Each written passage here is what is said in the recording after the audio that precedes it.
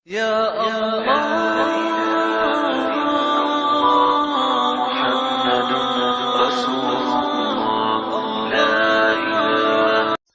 کل مسلمانوں کو یہ تانے بہت دیے جاتے ہیں کہ مسلمان ترقی کی دوڑ میں پیچھے ہے. دنیا کی ہر قوم ترقی کر رہی ہے سوائے مسلمانوں کے, اور اس میں مسلمانوں کو بہت لتاڑا جاتا ہے. ایک بات یہ ذہن میں رکھنی چاہیے کہ پہلی بات تو یہ کہ جتنی آج دنیا میں ترقی ہے اس کی بنیاد, اس کے تانے بانے سب کے سب مسلمانوں سے جا کے ملتے ہیں. سمجھ آ رہی ہے بات؟ آپ اگر تاریخ کی کتابیں اٹھا کے دیکھیں گے تو ترقی کسی بھی شکل میں ہے, اس کے تانے بانے کہاں جا کے ملیں گے؟ بولے بھائی, مسلمانوں کے پاس. جتنی بھی فلکیات کا علم, مسلمان سائنسدان 12 سال اپنی چھت پہ خوردبین لے کے بیٹھا رہا تھا جس نے اس فلکیات کے علم کی بنیاد رکھی.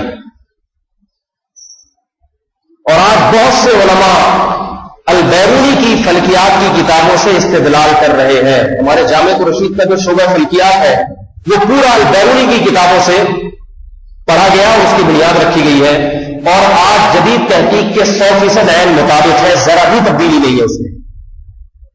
ان مسلمان سائنسدانوں نے کرو ٹریگنومیٹری, دائرے والی ٹریگنومیٹری کی جو مساوات اور ایکویشن جیسی وضع کی ہے کہ انسانی عقل حیران ہے کہ صدیوں پہلے جب انسان کے پاس اتنے وسائل نہیں تھے ایسی ایکویشنز اور ایسی مساوات وضع کیسے کر لی ہیں. تو مسلمان اتنے خالی ہیں نہیں جتنے نظر آتے ہیں. ہوائی جہاز کا پورا نقشہ مسلمان سائنسدانوں کی کتابوں میں آج بھی موجود ہے کہ اگر ایسی چیز بنائی جائے کس طرح کی تو اس کو ہوا میں اڑایا جا سکتا ہے. اللہ نے یہ چیزیں بنائی ہی مسلمانوں کے لیے. کافر تو خدا کا باغی ہے, وہ تو ظالمانہ غاصبانہ قبضہ کر کے بیٹھا ہوا ہے. دنیا میں خلافت کا حق, دنیا میں حکومت کا حق اور کائنات کو مسخر کرنے کا حق یہ اللہ نے دیا ہی مسلمانوں کو ہے جو اللہ کو مانتے ہیں. دیکھو, جو حکومت کو مانتا ہی نہ ہو, حکومت اس سے کام لے گی کیا؟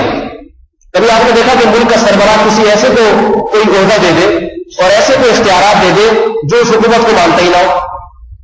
وہ تو کبھی ایسا نہیں کرے گا. تو اللہ ایسے کیسا کر سکتے ہیں؟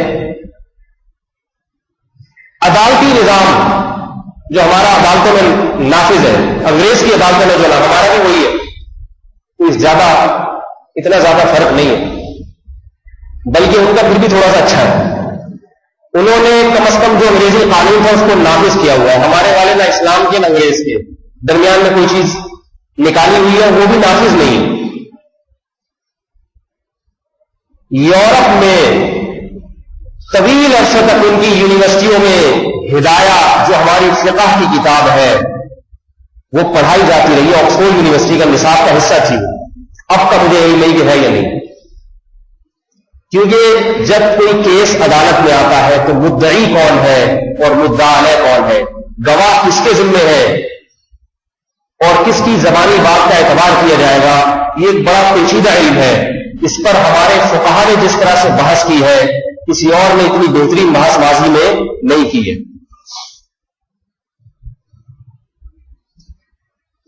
تو پہلی بات تو یہ کہ یہ سارا علم نقل مسلمانوں سے ہوا ہے. دوسری بات, آج بھی جو مسلمان ترقی میں پیچھے ہے اس میں مسلمانوں کا اتنا قصور نہیں ہے. دنیا میں جتنی کفریہ طاقتیں ہیں ان کی آج سے نہیں ہمیشہ سے کوشش رہی ہے کہ مسلمان کو کسی دور میں آگے بڑھنے نہ دیا جائے. آپ بڑھ نہیں سکتے آگے. انڈیا ترقی کر سکتا ہے, جاپان ترقی کر سکتا ہے, سعودی عرب ترقی بولو بھائی نہیں کر سکتا. کرنا چاہے تو بھی نہیں کر سکتا.